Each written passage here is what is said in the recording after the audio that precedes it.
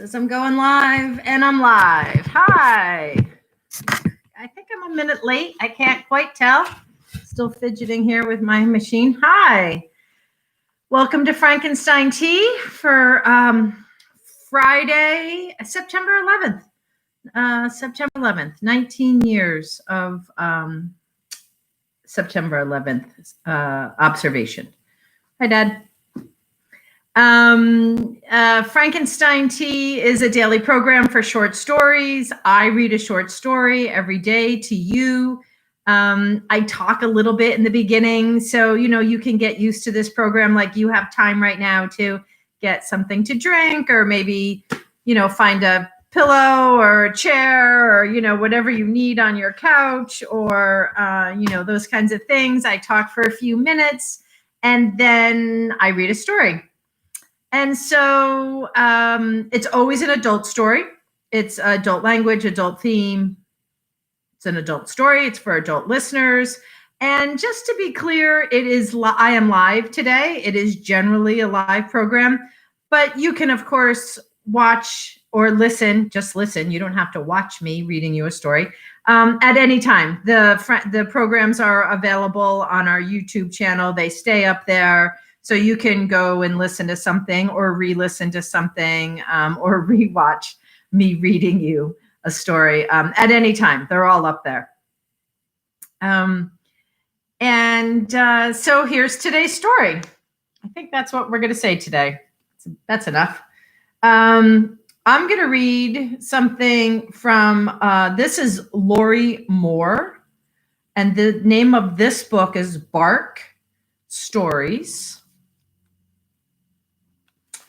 And I've been interested in this book for a little while, and I just picked it up to start reading from it. And I'm going to read something from it today. I wasn't sure, but I think I am. So Bark Stories by Lori Moore is published by Knopf, Alfred A. Knopf. My mother says the K is silent. Something else she has instructed me on here. 2014. And let me see if I can find the story I want to read. I liked it this morning when I read it. Let's see if I can find it.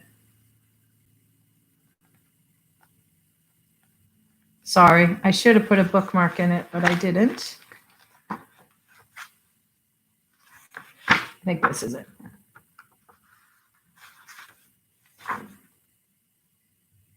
Yep, here it is. Okay, here we go for Friday. Oh, here comes some sun. Woo, can you see that?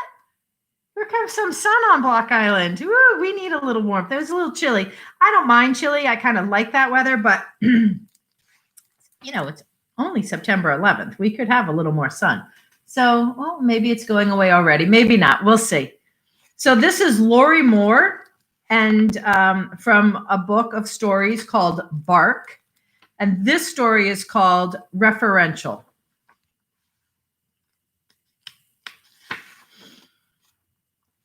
Mania. For the third time in 3 years, they talked in a frantic way about what would be a suitable birthday present for her deranged son. There was so little they were actually allowed to bring. Almost everything could be transformed into a weapon, and so most items had to be left at the front desk, and then, if requested, brought in later by a big blonde aide who would look the objects over beforehand for their wounding possibilities. Pete had bought a basket of jams, but they were in glass jars and so not allowed. I forgot about that, he said. They were arranged in color from brightest marmalade to cloudberry to fig, as if they contained the urine tests of an increasingly ill person. And so she thought, just as well, they will be confiscated. They would find something else to bring. By the time her son was 12 and had begun his dazed and spellbound muttering, no longer brushing his teeth, Pete had been in their lives for 4 years, and now it was 4 years after that. The love they had for Pete was long and winding, not without hidden turns, but without any real halts. They thought of him as a kind of stepfather. Perhaps all three of them had gotten old together, although it showed mostly on her, the mother, with her black shirt dresses worn for slimming and her now graying hair undyed and often pinned up with strands hanging down like Spanish moss. Once her son had been stripped and gowned and placed in the facility, she too removed her necklaces, earrings, scarves, all her prosthetic devices, she said to Pete, trying to amuse, and put them in a latched accordion file under her bed. She was not allowed to wear them when visiting, so she would no longer wear them at all. A kind of solidarity with her child, a kind of new widowhood on top of the widowhood she already possessed. Unlike other women her age, who tried too hard with lurid lingerie and flashing jewelry, she now felt that sort of effort was ludicrous, and she went out into the world like an Amish woman, or perhaps even worse, as when the unforgiving light of spring hit her face, an Amish man. If she were going to be old, let her be a full-fledged citizen of the old country. To me, you always look so beautiful, Pete no longer said.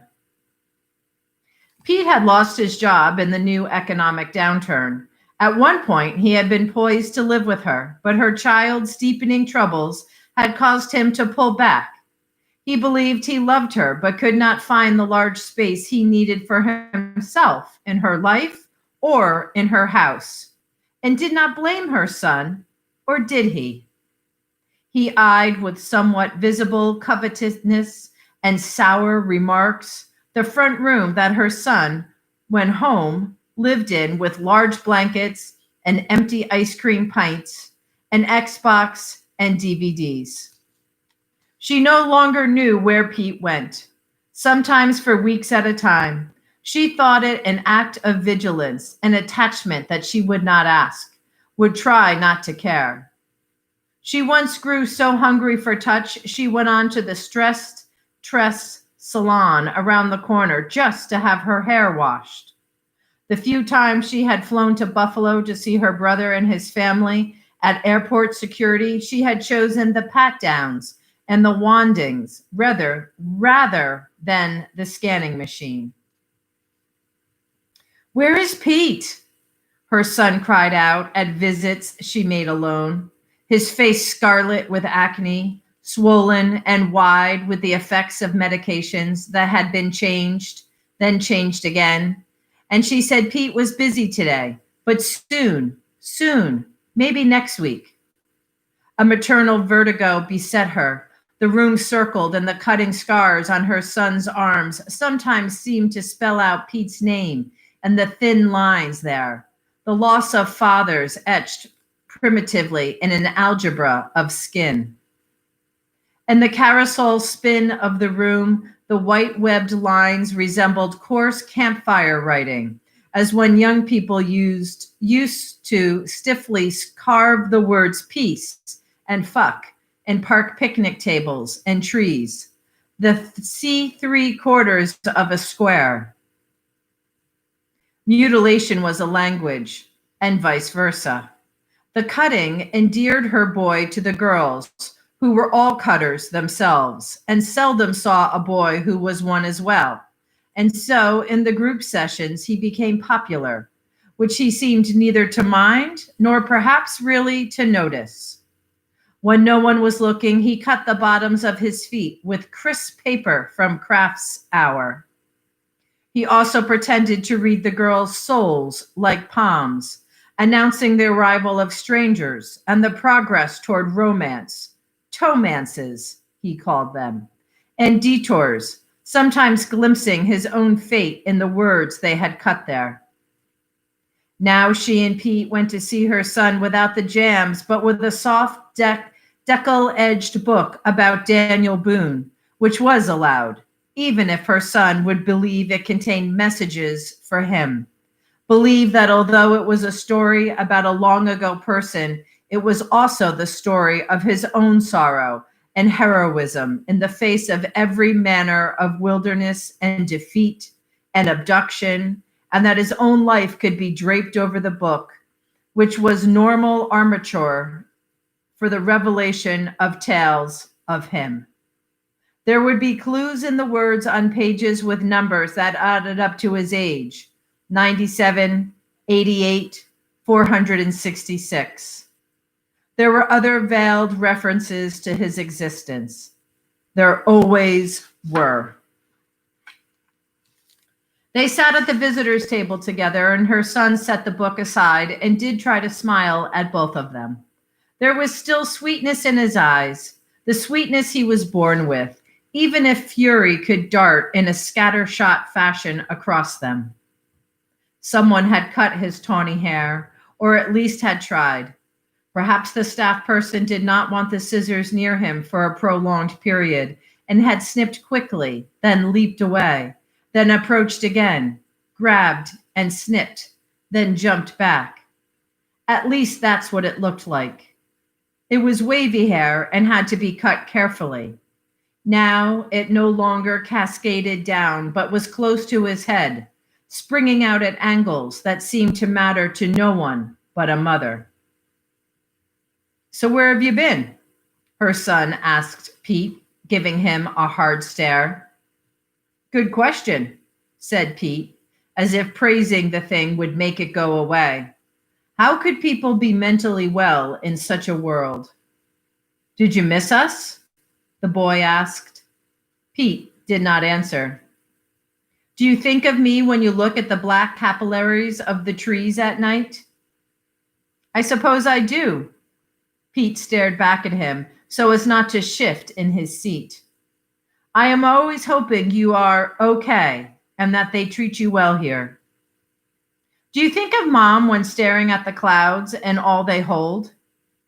Pete fell quiet again. Her son continued, studying Pete. "Have you ever watched how sparrows can kill the offspring of others? Baby wrens, for instance. I've been watching out the windows. Do you know that sparrows can swoop into the wren's house and pluck out the fledglings from their nests and hurl them to the ground with a force you would not think possible for a sparrow, even a homicidal sparrow?" "Nature can be cruel," said Pete. "Nature can be one big horror movie, but murder is not something one would expect from a sparrow. All things can be found in the world, but usually you have to look for them. You have to look. For instance, you have to look for us. We are sort of hidden, but sort of not. We can be found. If you look in the obvious places, we can be found. We haven't disappeared, even if you want us to. We are there to—" "That's enough," she said to her son, who turned to her with a change of expression. "There's supposed to be cake this afternoon for someone's birthday," he said. "That will be nice," she said, smiling back. "No candles, of course, or forks. We will just have to grab the frosting and mash it into our eyes for blinding. Do you ever think about how at that moment of the candles, time stands still, even as the moments carry away the smoke? It's like the fire of burning love. Do you ever wonder why so many people have things they don't deserve, but how absurd all those things are to begin with? Do you really think a wish can come true if you never, ever, ever, ever, ever, ever tell it to anyone?" On the ride home, she and Pete did not exchange a word, and every time she looked at his aging hands, clasped arthritically around the steering wheel, the familiar thumbs slung low in their slightly simian way, she would understand anew the desperate place they both were in, though the desperations were separate, not joined, and her eyes would then feel the stabbing pressure of tears. The last time her son had tried to do it, his method had been, in the doctor's words, morbidly ingenious. He might have succeeded, but a fellow patient, a girl from group, had stopped him at the last minute. There had been blood to be mopped.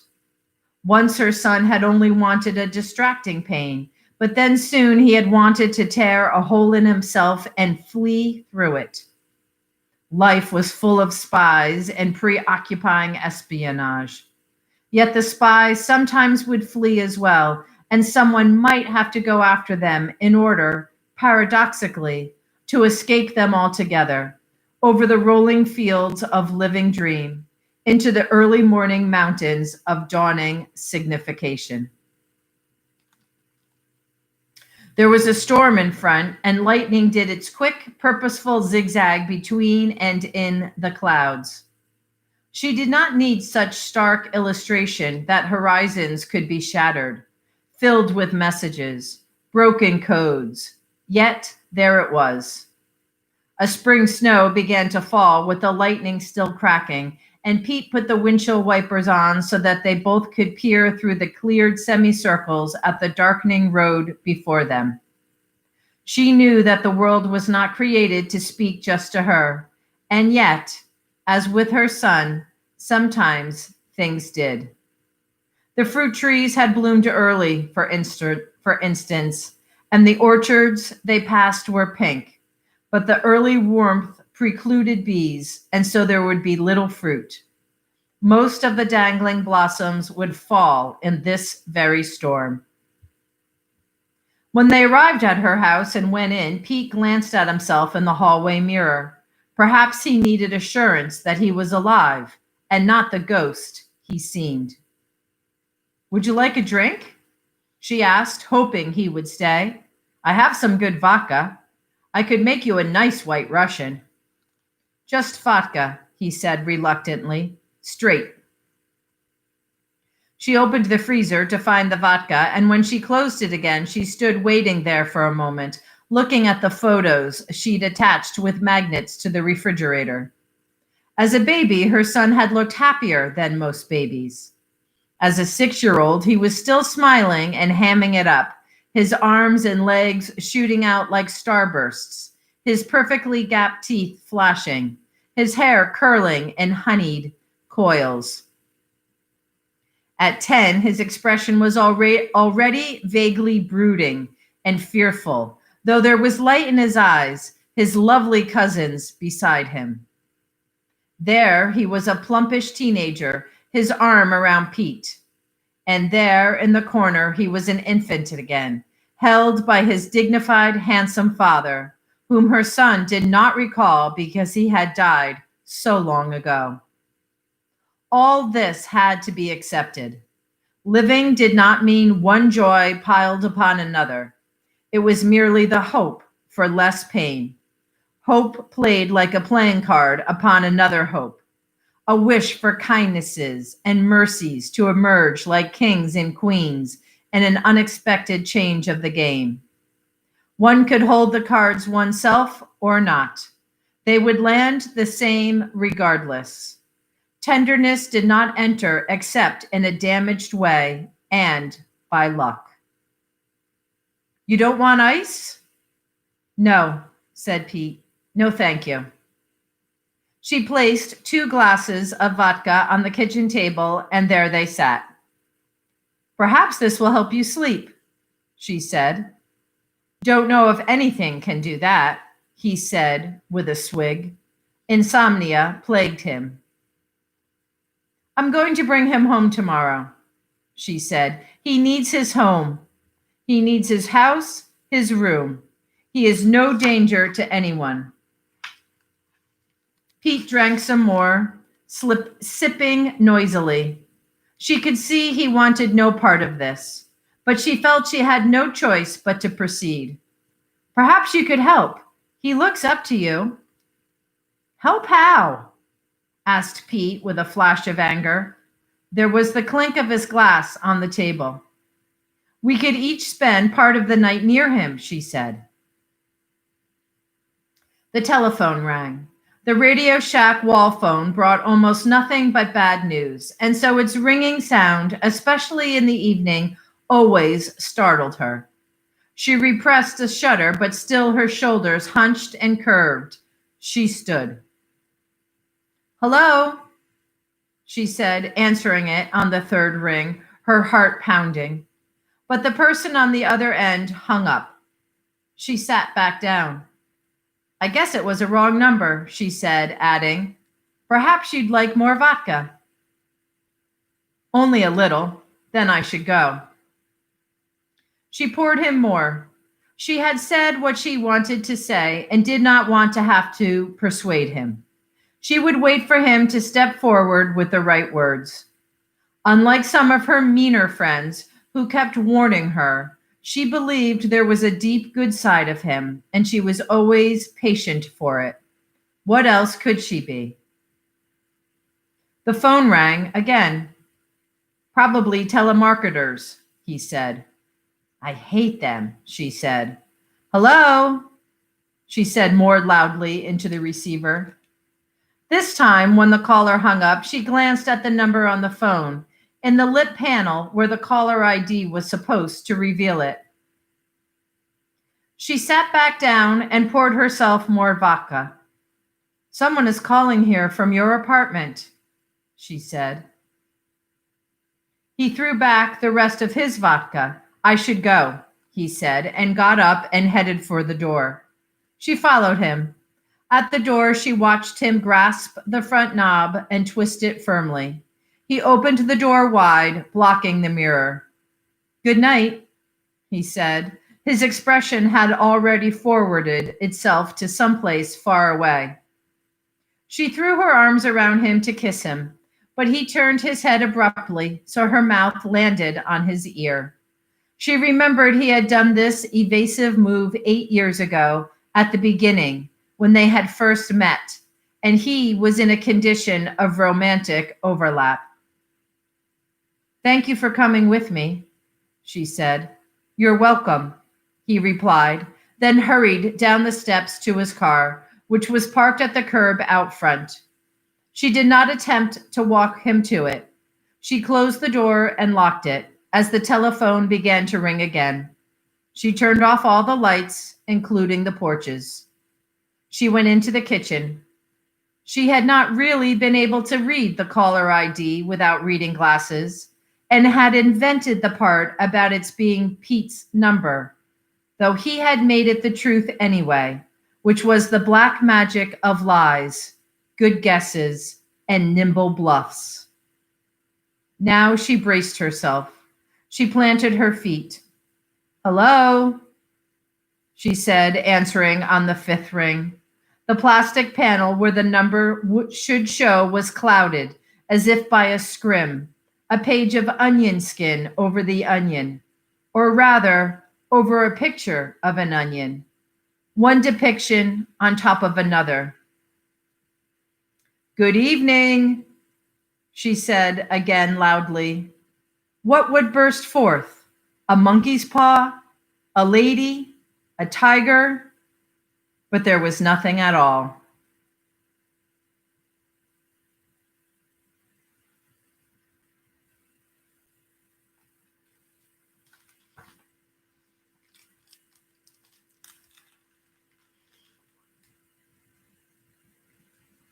That short story was called Referential, and it's from Bark by Lori Moore. And it reminds me, and it has references to a story that we read here. I thought it was Chekhov, but now I'm not positive. Maybe it was Vladimir Nabokov. I'm not sure, but it was a Russian, and it was a story. And they go to visit their son at the institution, and they come home, and it ends with the telephone ringing. Dad, you're going to remember this story because you asked me questions about it. Maybe other people remember this story. And, when I read it this morning, I thought, well, geez, and they even bring jam. Remember that? They bring jam to the son in the institution. So she's also bringing jam. And I thought it was very similar this morning when I read it. I think it's similar now that I'm reading it a second time. And at the Very bottom, she writes, after VN. I don't know what that's called at the end of a story. You see that? How she wrote after VN? So maybe it was Vladimir Nabokov's story. Nabokov's story. We'll have to look that up because it's very similar in that way. And I think it's the birthday. I think they go for a birthday. So it's like she reimagined and reworked his own that story. So we'll have to see if that's a Nabokov story, and that's what that means after VN. Interesting. All right. What did she say there about that? The lies? Let's just do that real quick if I can. She says she had invented the part about it being Pete's number, though he had made it the truth anyway, which was the black magic of lies, good guesses, and nimble bluffs. The black magic of the nimble bluff. That's a title for a good short story. The black magic of the nimble bluff. All right. Well, thank you for coming. I hope you enjoyed today's story. We had a good week of stories, actually. These were some heavy stories this week. The September switch there to the heavy story. Woo, some heavy ones this week. All right. I'll see you tomorrow. Tomorrow is Saturday. Yep. Tomorrow's Saturday. I'll be in the library, and we'll see what's up. We'll see what's on deck. We'll see what's coming up next. Have a good afternoon. Stay safe, everybody. Put your mask up, social distance, wash your hands, all that stuff. Okay. Be good. Peace.